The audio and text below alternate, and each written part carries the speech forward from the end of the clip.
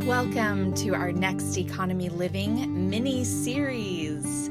Over the next few weeks, we'll be diving into how folks are creating a values-aligned life in areas like food resiliency, housing, personal health, and more.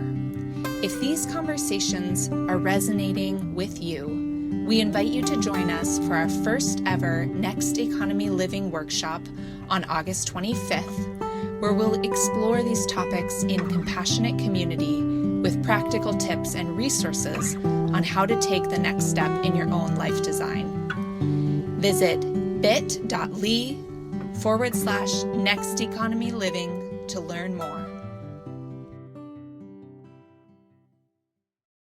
Vincent, Medina, and Louis Trevino, welcome to Next Economy Now. Thank you. I'd like to start by introducing myself in the Trevino language, which is the language of where my family is from and where I live in the East Bay. And our language, it's something that we're very proud of, and we're happy that it can be spoken even in these contemporary times. So horshetuhi makam kanakrakat Vincent Medina aye kanakalkin saklan taresh. Nesa kanakrote halkin, hoshe warep, mani maksuyak mayahiswi, huyakish netuhi hushish tak aye kanak ukshere makamham tak maknan rakat Louis Trevino, kakuntush taresh. So hello, my name is Vincent Medina, and I'm a member of the Mwekma Ohlone tribe, and we're East Bay people. So what I mean by that is our people have always lived here in the East Bay. From those ancient times to where we're at today, no generation has ever moved away from there. So it's our home. And I said in that introduction that I'm joined by my partner, Louis Trevino, who's Rumsen Ohlone. And together we run Makamham, which means our food in Trevino language, an organization focused on reviving and strengthening our traditional Ohlone foods and sharing those back with our families. And also we run Cafe Ohlone, which is the very first Ohlone restaurant in modern times over in Berkeley. And I'll let Louis introduce himself as well. Inkatomakam karak Louis Trevino ka itmai ka konta huya ichilat tuknut chait shokronta ime achistaru ka konta huya. Hello everyone, my name is Louis Trevino, and as Vince was saying, we do this work together to revitalize our traditional Ohlone foods for our family, so that our families can be reconnected with them. These are our oldest foods that we prepare for our family. We also share them with the public so that people can learn about our people, so that they can respect us in a richer way. Thank you both so much. I am so grateful that I recently had the honor of going to Makamham, and I wanted to bring our listeners in a bit to the experience, and maybe you could share kind of what the experience looks like to come to the cafe, and maybe a little bit about what Indigenous protocol means and how you start and why it's relevant for all of us, whether we're California native or not. Absolutely. So in terms of what the cafe looks like, first, before I talk about that, I'd like to just share a little bit of context about why it's so important to have this cafe in the first place for our community. And then that better helps shape why we do this work, and also helps give that information about why this is so important as well to our family as also. And both Louis and myself haven't been able to see many reminders about culture that are out there in the public beyond seeing our culture reflected in our homes. And as I shared in that introduction, where I was raised and where I live today with Louis, it's in this area that my family has always lived. And I mean that literally. Like, everybody's lived here from those ancient times to where we're at today. And because we've been here for so long, there's this connection that's so deep, words can never fully express it. But there was also a lot of sacrifices that our people made in order that we could still be here today and still live here. And where we live and where our community is based, it's in a very specific area along San Leandro and San Lorenzo Creeks. And that's also oldest tribal area as well. So my great grandmother was born in the same area that I was born in and where I was raised and where I live at today. And because of that, there's these connections that are overlapped, contemporary and ancient experiences that all are they form our identity and also help really shape that connection to this place. However, because colonization hit us so hard and so fast in this area, and it only came 240 years ago, not that long ago, because of that, there was this active suppression of our traditional culture. And because this area also was urbanized very quickly, there aren't a lot of tangible reminders that are around that our people still live. Or at least growing up, that's how it was. And that can be very isolating. You might imagine when you're in your place where every member of your family has always lived. But when you walk on the streets, even though you're right in your home, you don't see a lot of reminders that you exist anywhere. You don't see our aesthetics, our art. You don't see our roundhouses, those traditional religious structures. You don't hear people speaking Chochenyo on the streets very often. And you don't see, in the past, there wasn't any of our food that was reflected in restaurants. And that could be very isolating, especially when you're from a place, and can weigh heavy as well to not see those things reflected. And growing up in the Bay Area, there's a huge food culture that's here. And I would always go with my friends to their families' restaurants to try their heritage foods. And there was always something that was so powerful about that, to be able to eat those foods and also learn about their culture in the process. You learn about who they are, about where they come from. You respect their culture in a different way. And there's also like this insider knowledge that my friends would have with the people who were running those restaurants, and people would be treated, and really respectfully, and people would share language about the foods that they were going to eat and how delicious they were. And then, somebody from outside of those cultures got to try it as well and experience that too. And I always wish that we had something like that. And I know Louis did too, and many others in our family. Just wish that we could be able to see our culture reflected in prominent ways outside of our homes. But again, all of this is tied into our history. And when we learn about why these things weren't reflected outside of our homes, it can be very sad, because that our history is directly related to why these things weren't being, why those things aren't being reflected in visible ways until things started to change recently. And our foods were suppressed very heavily by both the Spanish and the Mexican periods, and later the American government, which is only barely starting to change now. And we wanted to create a space where Ohlone people could be able to see our foods reflected, but also our culture reflected in this really proud and unabashed way. And so we dreamed up having Cafe Ohlone, and what it turned out to be is just like, we think of it as like a love poem to Ohlone culture, because when people walk in, you see our culture reflected in very proud ways, and it's undeniable that they're entering an Ohlone space. Like when you walk in, one of the first things that people see, and might I add that when people walk in, they're in the chaos of downtown Berkeley, right across from the university on Bancroft. So Sathergate and the student union is literally right across the street from us. But also there's the Berkeley Hills that are also visible from the street when you are about to enter into the cafe. And just on the other ridge of those hills is where a lot of our family's old villages are at also. And we think about those things, and we think about being in the homeland as we're working to revive our food traditions and have our foods be visible again.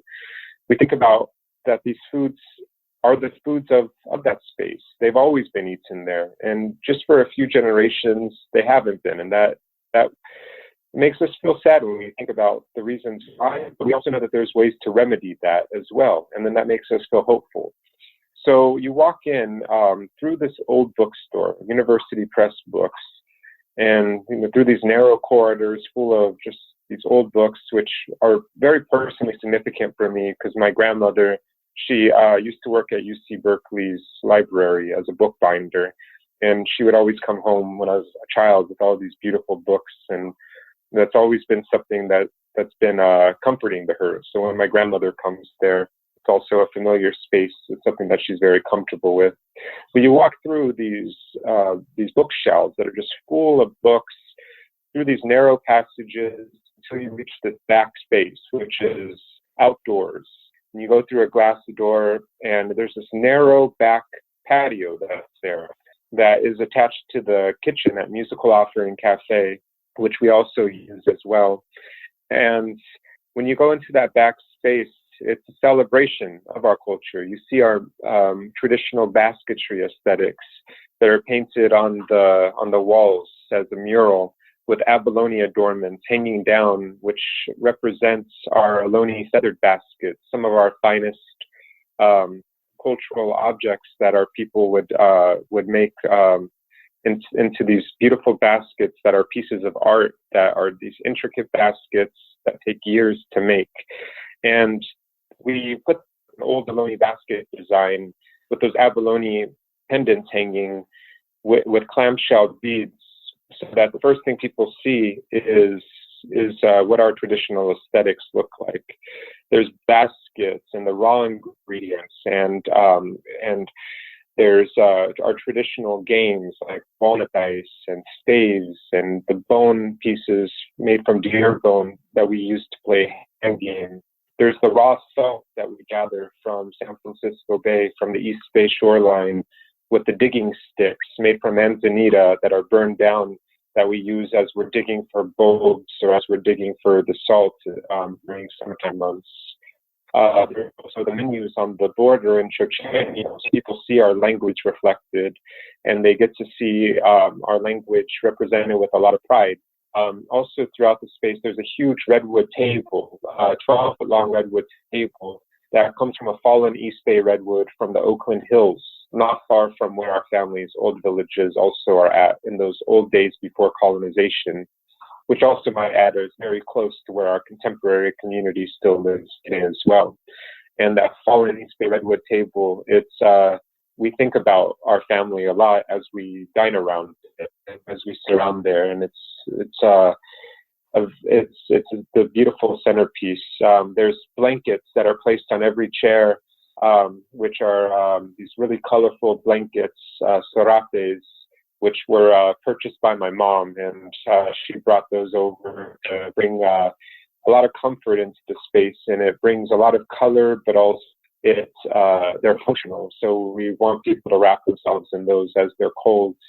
Also in the space, we sprinkle flower petals and have vases of the flowers that are blooming right now on the table, and also on the place settings, which represent this time that we're in right now, of this flowering, of early springtime, of abundance that we're seeing. There's a big chalk painting that's on the back, which says Ohlone land, reminding people that we've never given up on this place, we've never left this place, that we've never ceded this place to anybody else, that this is our home. And what we're seeing right now is a revival of these practices that were always meant to be practiced in this place where they were intended, since the time to where we're at today. And when people walk in, also there's abalone that's on the tables with candles, and acorns and hazelnuts and buckeyes, all of these beautiful ingredients that we gather from those old areas that again reflect who we are and where we come from. So it's a celebration of our culture. And so because of that, we want this to be much more than just something that's physical, but we also want people, through our words, want people to know beyond the aesthetics of the space, because it is an Indigenous space, it is an Ohlone space, that things aren't going to look exactly like a standard restaurant might look. Things are going to be slower, and also things are going to be focused on culture very heavily. And in our culture, there are protocols that we have and things that are proper when we have a meal, such as we always set a plate aside for our ancestors. And that's something that culturally is very important for us, because we know that our ancestors are the ones who allow us to be able to have these food traditions still, to be able to carry these things on and be able to revive them.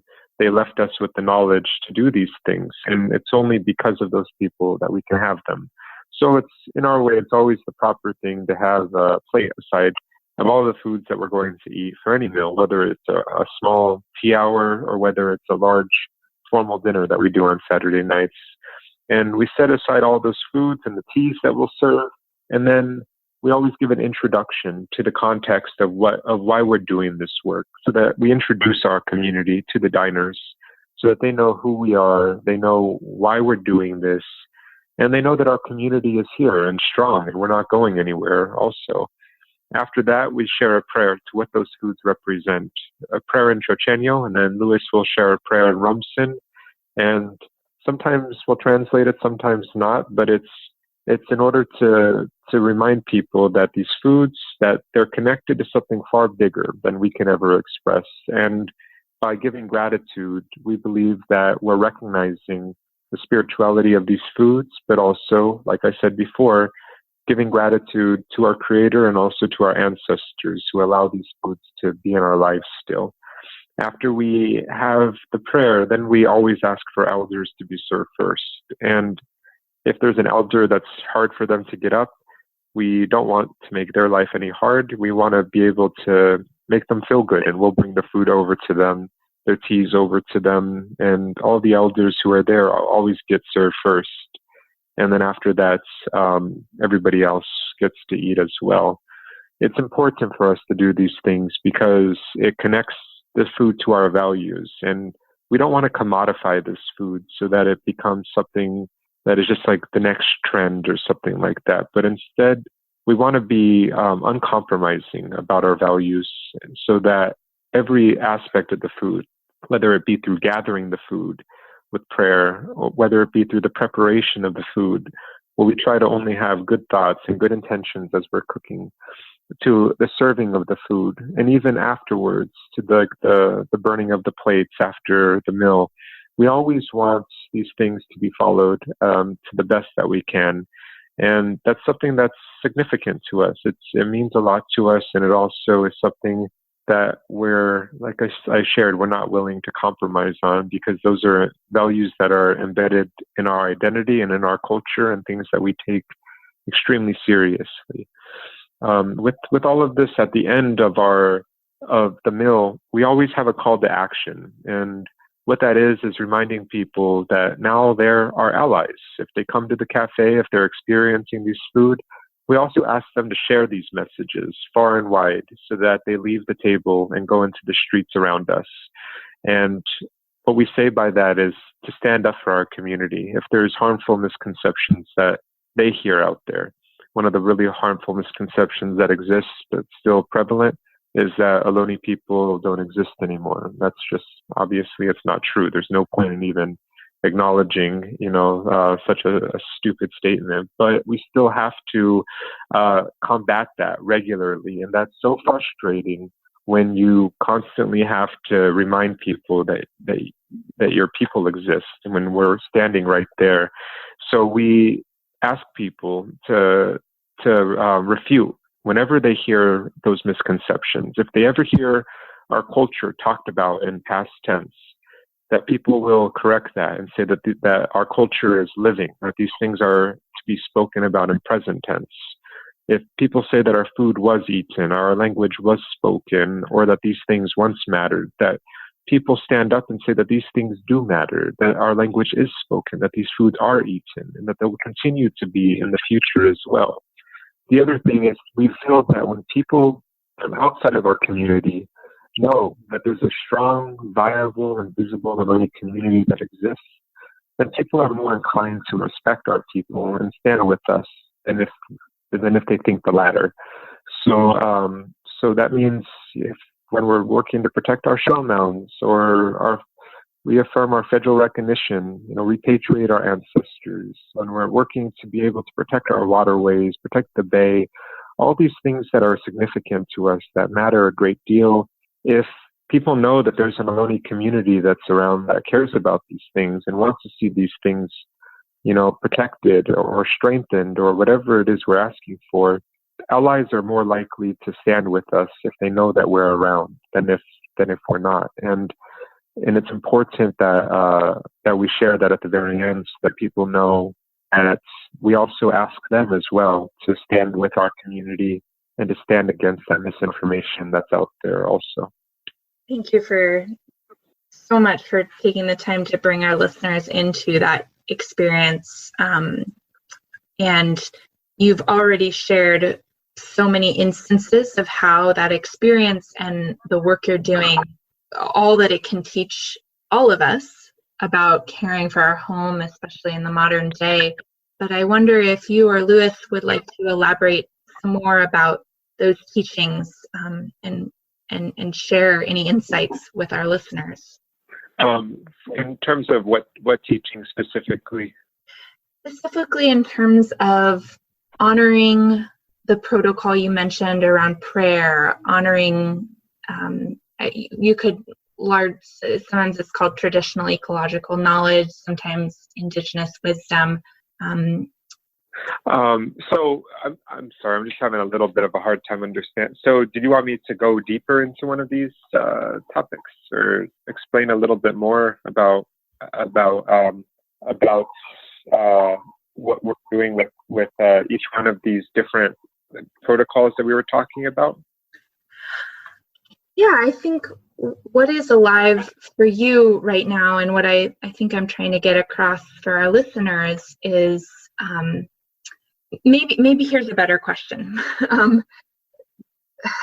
heard you say you're not trying to you are rejecting the commodification of these foods, and that to me feels extremely relevant, given that we do live in a world where cultural appropriation is real. And maybe does that make sense to talk a little bit about some of the tensions there, and how maybe doing the work of deep listening and allyship and solidarity work, kind of walking beside and with Indigenous peoples, is maybe an antidote to some of the risk of that we see so present in our economy? Yeah. Well, one thing about commodification specifically that we I'd like to share and is about the respect that we have for these foods won't allow commodification of these foods to happen. And because we're focused on a lot of things at once, like the cafe and what we're doing, it's really the public face of a lot of the quiet work that we're doing with our people to keep these food traditions strong. And because of that, it allows us to only be there a few days a week. And it's been something that we've crafted intentionally as well, because right now we couldn't be open 7 days a week or 6 days a week because these ingredients aren't easy to come by either. There's so many of these ingredients we gather ourselves from the direct areas that our ancestors have also gathered these foods. And because of that, always keeping Indigenous way of doing this alive, an Ohlone way of doing this alive is essential to us. So it means giving gratitude when we go and gather, acorn, or when we go and gather the teas that we're going to gather, giving gratitude to those teas and praying over them. We say our food is full of prayer because it is. And when we pray over these foods, it also reminds us as well, because in our way, it's important to acknowledge the plant, to acknowledge it by its proper name in our language, but also to describe our relationship to that place before we gather. So if an example of this that I can share is if I'm gathering, let's say yerba buena, which is a native tea that grows up, and it's a mint that's a native mint that we use to make tea. Also used to wrap in our food and smoke meats and all kinds of delicious things. But if I'm going to go and gather the yerba buena, I'd want to address it in its proper name in Chochenyo, charishmin. After that, by giving some kind of a relationship to how I fit into that place, and always reminding ourselves about those deep connections that we have that go so far back that we can't even count because it's so deep. But when we give gratitude to the plant, when we say those prayers for the foods that we're about to gather, it reinforces with ourselves that we come from there, that we come from that place. And when you come from a place and you're in your home, you're only going to want to treat it with the most respect as possible. You're not going to want to go in your home and, just throw stuff around and make a mess or anything like that. Or at least I hope people wouldn't want to do that, but you want to treat it with respect and also make sure that everything's in order. And so when we gather these foods, because we are gathering them in those old village sites, we only want to gather what we need. We could always go up and gather more, but I mean, if we are only gathering for the meal that we're about to make, that's always enough for us because the land has always provided everything that we have ever needed. And it still does, even with all the city around us, it still provides for us. It's just constantly providing what we need. And that means that we also have to be good to the land as well. So there needs to be enough yerba buena for the seeds to be able to go back into the earth, for the yerba buena to be able to blossom and flower, and for it to be able to replenish itself again. If we just go and do this clear cutting of it, it won't be able to do that. It won't be able to have that ability to keep replenishing itself in abundance. And in the old days, our ancestors would do this thing with controlled burns, where people would manage certain areas and burn the overgrowth of plants, but also open up meadows and allow this huge diversity of plants to be able to reflower and reseed in abundance. And then that would create, huge amounts of these plants that our people cultivated and have always gathered. Today, we can't do those controlled burns anymore because of legal restrictions that are there in place. And that also has really, bad effects to the environment as well without having those burns. Like an example is a lot of the really catastrophic wildfires that are happening nowadays as a result of climate change. A lot of that also has to do with a lot of overgrowth that's there, and that overgrowth needing to be cleared away, which our ancestors have always done. When the Europeans came in, they said that the Bay Area looked like it was a garden, and that wasn't just a miracle just on its own, but that was cultivated by thousands of years, for thousands of years, by the hands of our direct ancestors, making it have that abundance that we still see today. Even without those burns, there's still abundance that's there. But always giving gratitude and reminding ourselves why we're gathering and reminding ourselves of the relationship to those places is very important. One of the other things that we see is we can't always gather the fruits that we want to gather nowadays. Like an example is right now in early springtime, there's these Indian potatoes that are growing called Brodea potatoes. And they only grow for a short time, the flower at least, where you can identify them. And then you have to dig for them with the digging sticks. But in the old days, our people, again, would cultivate those areas. They would grow in abundance, and people would have, Brodea potatoes for days back then, Today, we can't do that the same way because on a lucky day, we get 5 of those little tiny potatoes at the most. And yes, if we really were, irresponsible, which we're not, there are more Brodea potatoes that are there, but that would mean that there would be no harvest next year. And in some of those areas, if you clear cut them, possibly ever again. And why would somebody do that when those potatoes also, those Brodeas also have a right to exist, just like everybody else does too. They're native as well, and they have a right to be there. So when we think about these things, we always have to be responsible, and sometimes that means creating alternatives.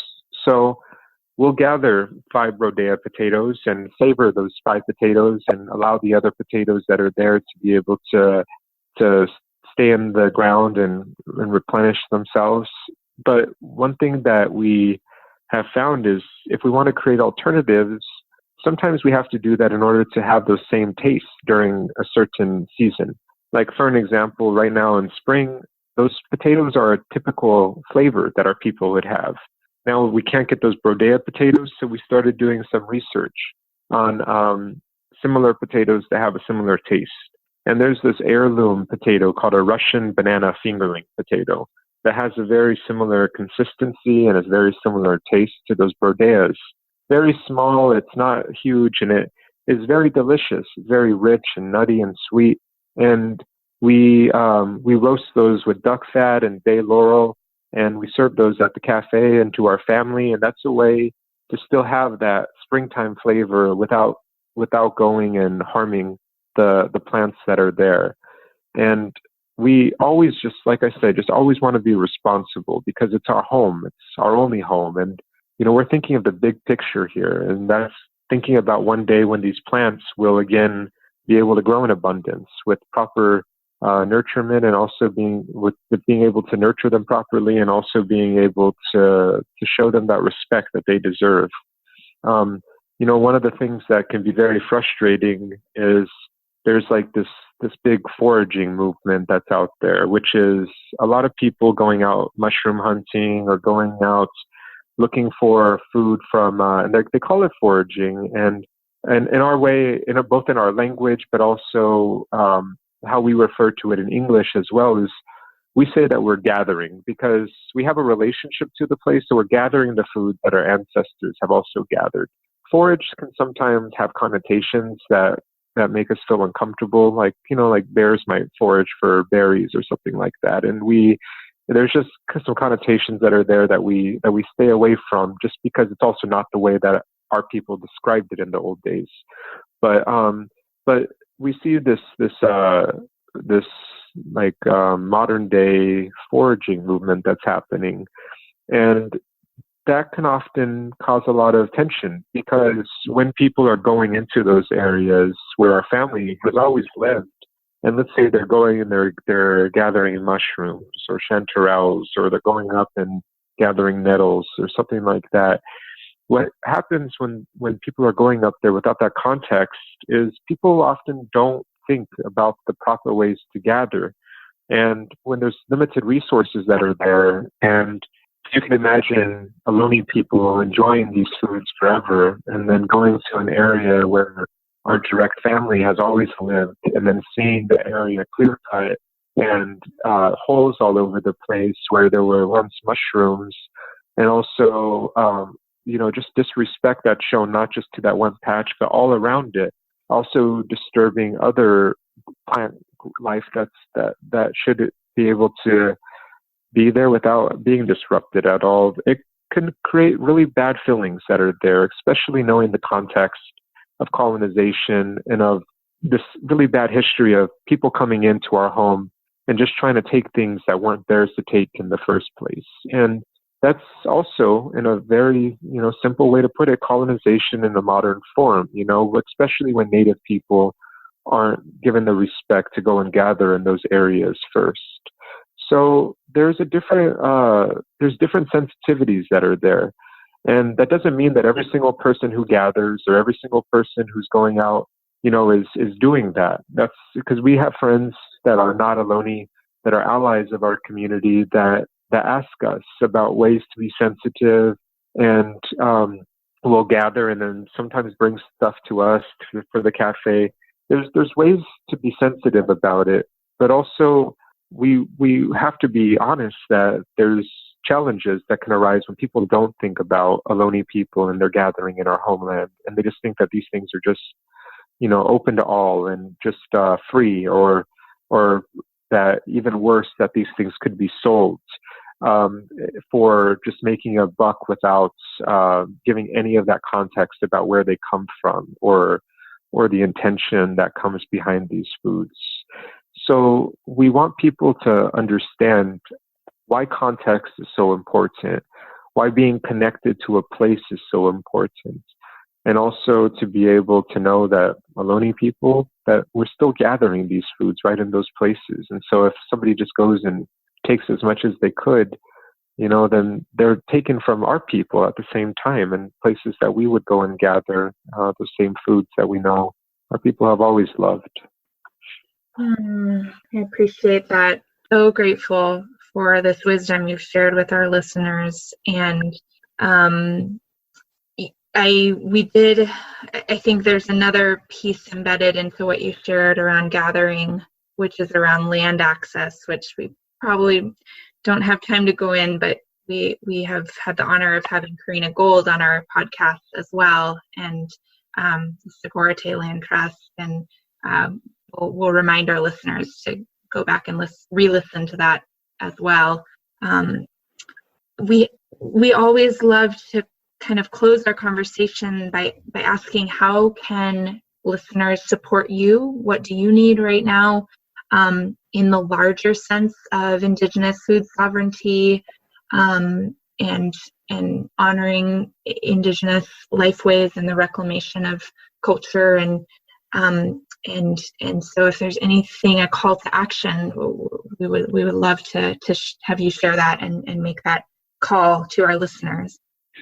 Definitely. Well, come to Cafe Ohlone and see what we're doing at the cafe, because this really is something that is unique and special, and we love being at that space so much because it gives us an ability to be surrounded by our culture and be able to share our culture and how beautiful and how valuable our culture is as well in our own words. And that's in itself is something that that's very different than what we grew up with, because beyond our families, Ohlone experiences have often been dictated from voices that aren't ours, meaning anthropologists and academics and ethnobotanists. And for the first time, we're really in a while, we're seeing Ohlone people leading all of these conversations publicly, and then seeing more and more and more Ohlone experiences come out into the public as well.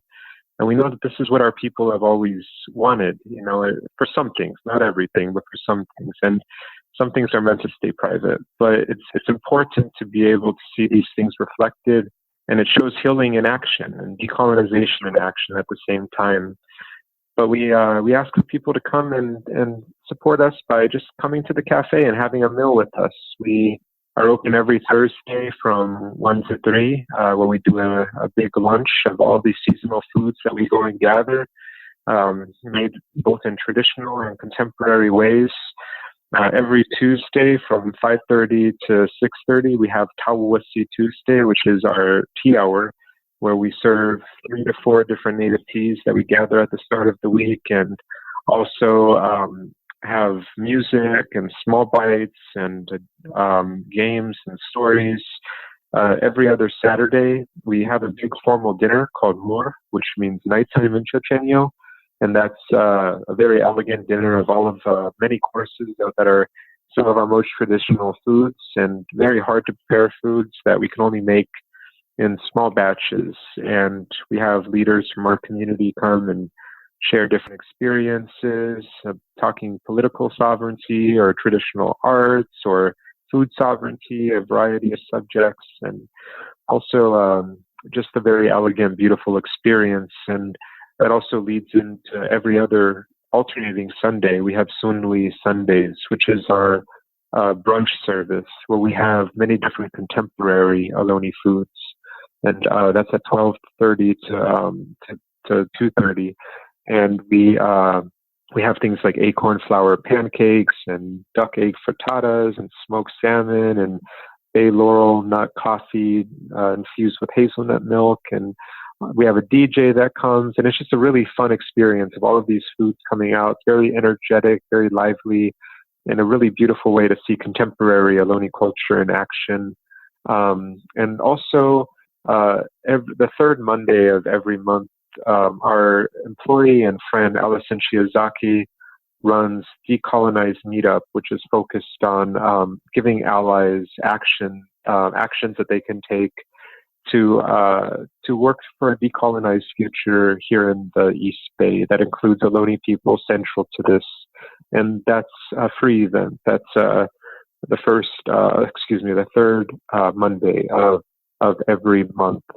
And all of this information is online on our website, cafeohlone.com. That's CAFEOHLONE.com.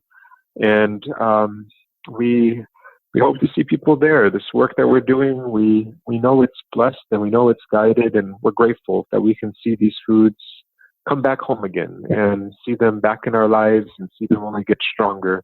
And we know that those future generations of Ohlone people, that they won't have to work so hard to have these things back, on the dinner tables again, because they're just being passed on again naturally as the way that they were intended.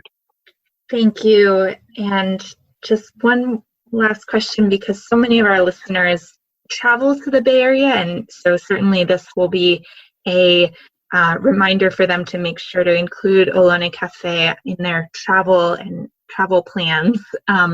But I also I'm thinking about our listeners that are all over the country, and just could you share a piece of advice around how they could connect with Indigenous people in their communities?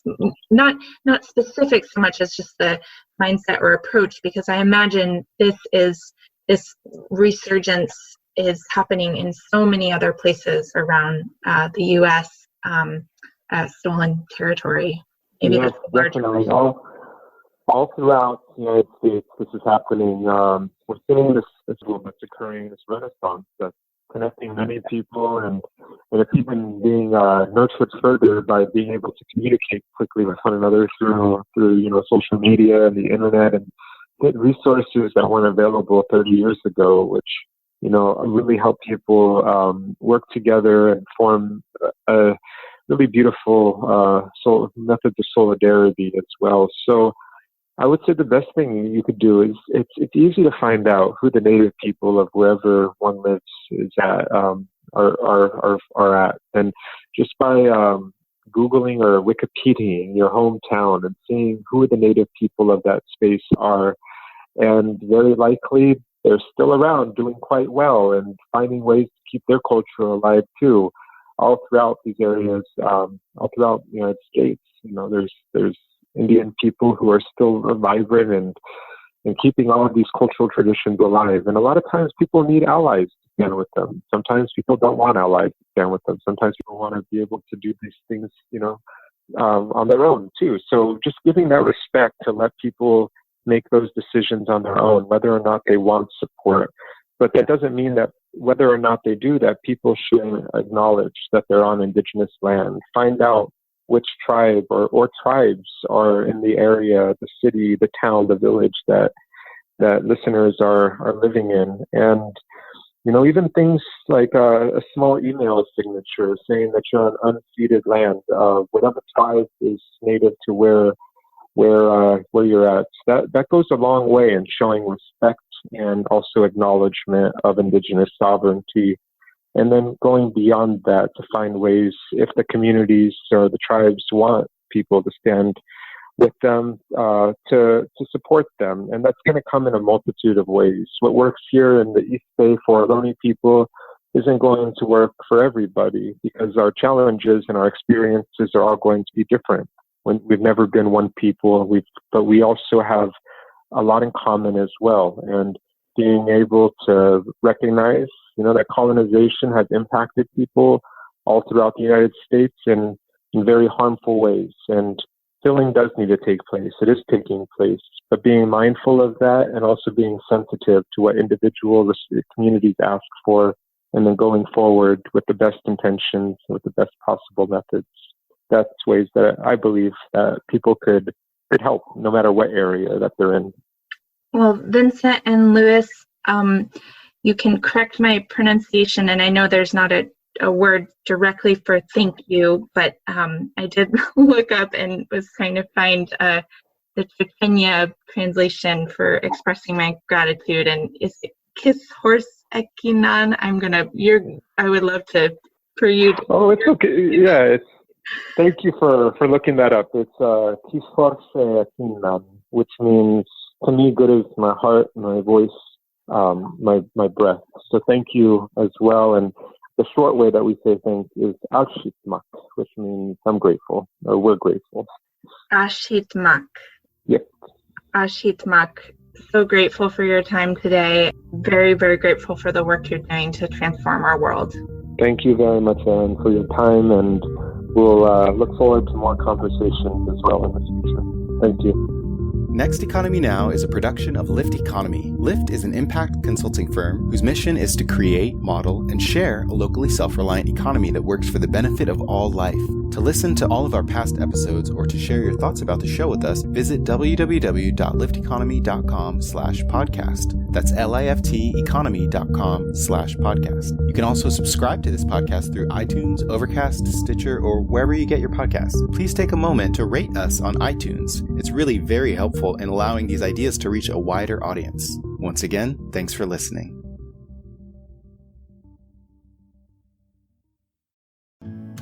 Thanks for tuning in to today's episode. Before you go, we wanted to let you know that our spring cohort of the Next Economy MBA begins on March 26th.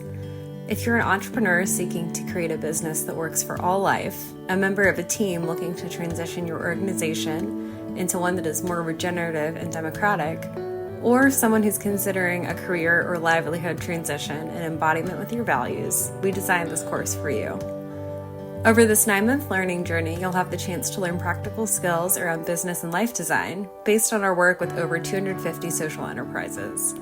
In addition to live sessions, you can deepen your experience and practice with special sessions, affinity groups, and connections with over 500 alumni who have participated in the course. Interested in learning more? Visit lifteconomy.com/MBA to view our course curriculum and sign up for a free intro with one of our facilitators. If you're ready to sign up, you can use the code PODCASTMBA to save 10% on tuition. We hope you'll join us.